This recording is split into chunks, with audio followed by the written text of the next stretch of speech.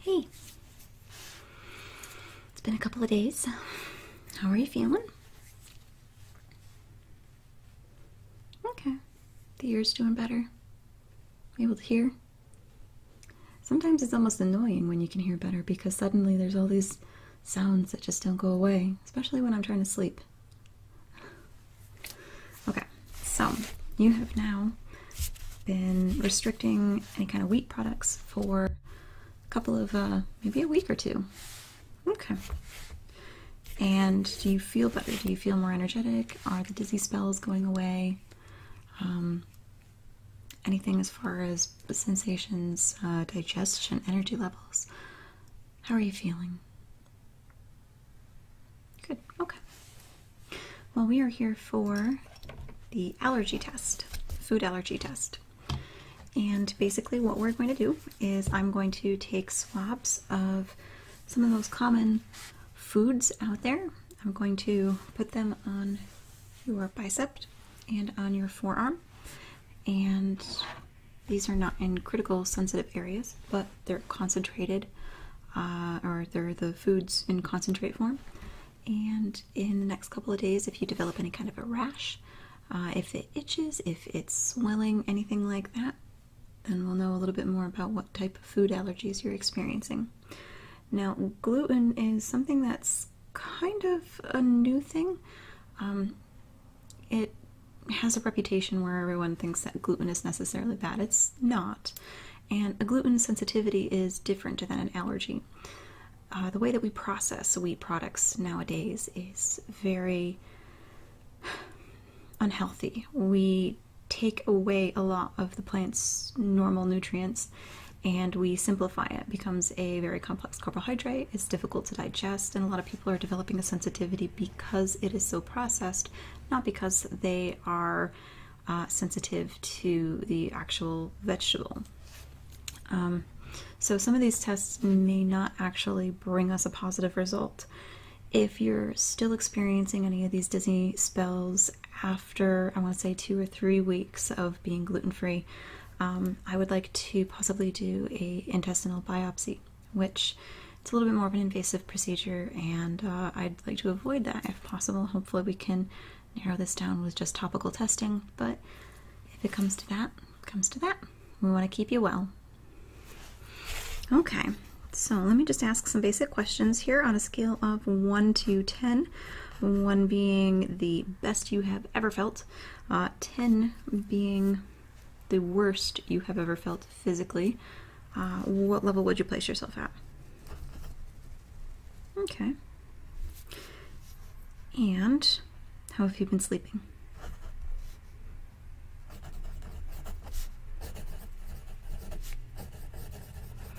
And now when you normally wake up in the middle of the night, how often do you do that? 1, 4, 8 times? Okay, typically 2. And when you try to go back to sleep, is it a struggle?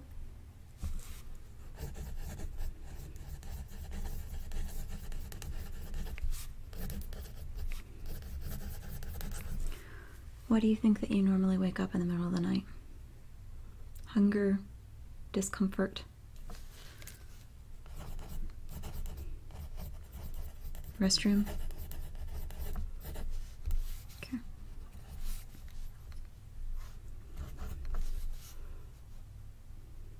Okay. And in total, how many hours of sleep would you guess that you normally spend, not necessarily in REM sleep, but resting enough that you don't remember being awake?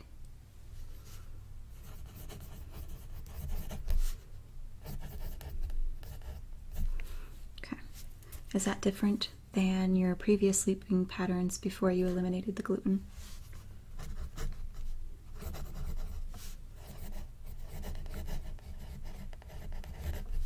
Okay. Alrighty. Have you had any internal discomfort? Any adjustments in bathroom habits, anything of that nature?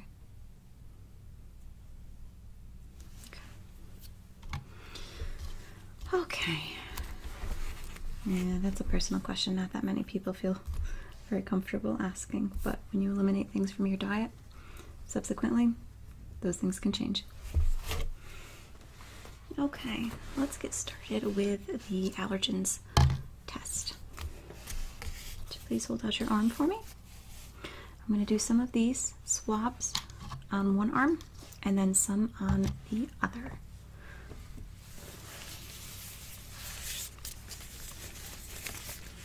And as normal practice, I'm going to wear my gloves, and that way we don't have any cross-contamination. Do you have any food allergies that you are aware of? Have you ever eaten anything and subsequently felt itchiness around the mouth, hives, mangoes? I believe it. Mangoes are actually related to the poison ivy family, and there's actually a term out there called mango mouth. I didn't realize this until a couple of weeks ago. I actually ate a mango like a caveman with my hands, got it all over my face. 2 days later, looked like I had poison ivy all over my face. Mango mouth. It exists. Okay, enough funny business. Let's take your first arm on your left side here.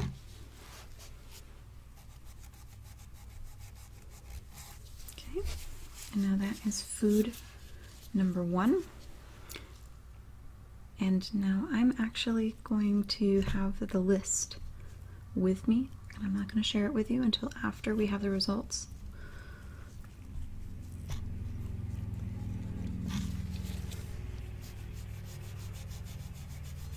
There's food sample number 2.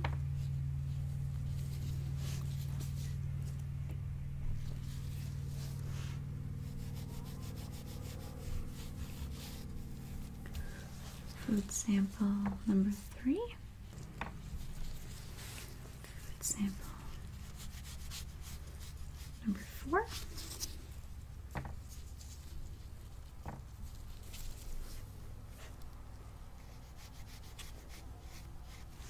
I'm going to move to your forearm.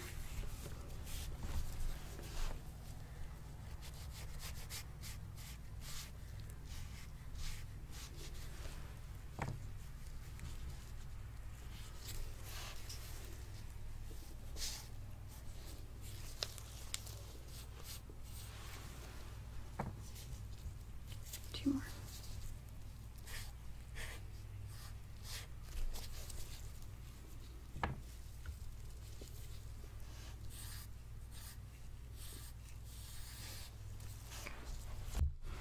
Move to your other side. I'm going to do 10 more of the most common topical allergies that we can run into.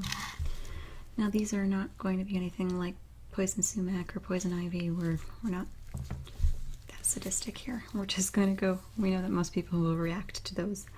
We're just going to go after things like peanut butter, wheat, some of the topical, or some of the common fruits like oranges, citrus, and things that you would normally ingest. One of the other things that we will also test for is some of the common cleaning elements like ammonia, and you might be able to pick that one just by the smell of it. Okay, so let's start with your bicep here. Let's do 1.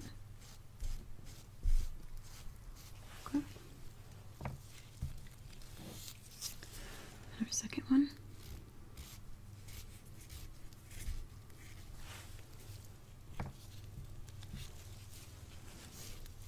3.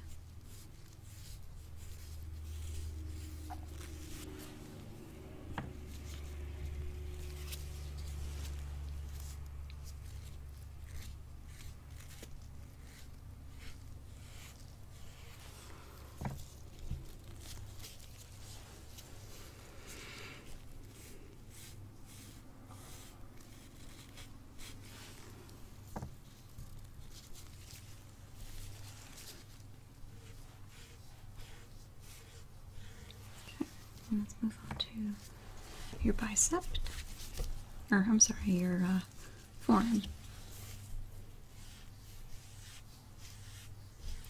Kind of tickles on the inside of your forearm, doesn't it?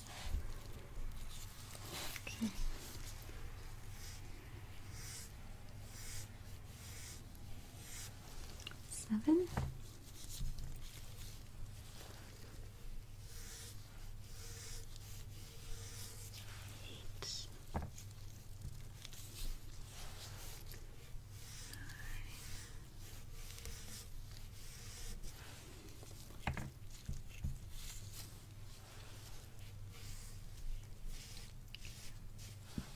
Sample number 10.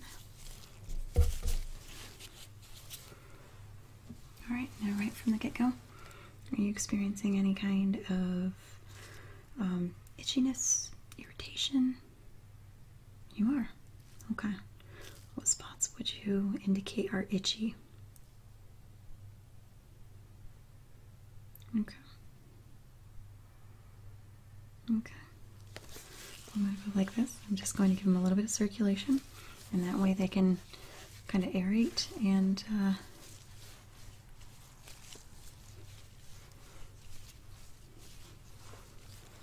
any of them itch now? Okay. Well, with those ones being the immediate itchies,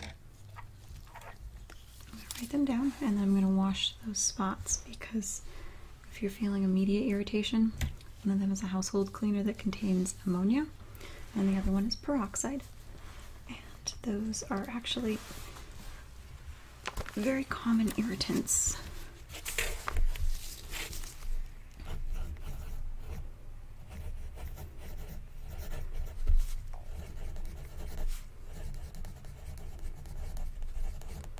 Okay. So now that we have notes of those, let's go ahead and clean those off and at least make you comfortable again. And the other ones we're going to leave for a couple of days. And I want you to, every couple of hours, just observe the condition of the skin.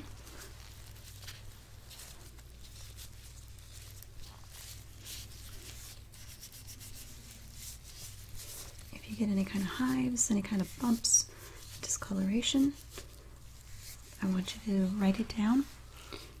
And if it gets to be painful, or if there's anything that can't be ignored, give me a call and we'll go ahead and we'll find a way that we can treat it. But otherwise, I want you to just spend a couple of days documenting any kind of new symptoms you might be experiencing, okay?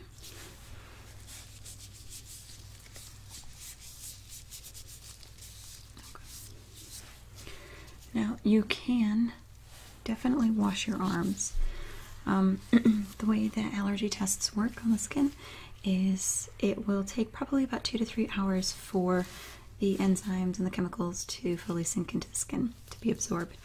And once that happens, then you're more than welcome to wash your extremities and make sure any of the residue, the smell and everything gets washed off. But the chemicals are going to be absorbed into your skin by that point.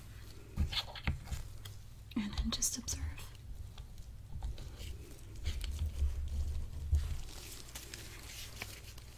Okay. Do those spots feel alright? Yeah, they go away a little bit too. Okay.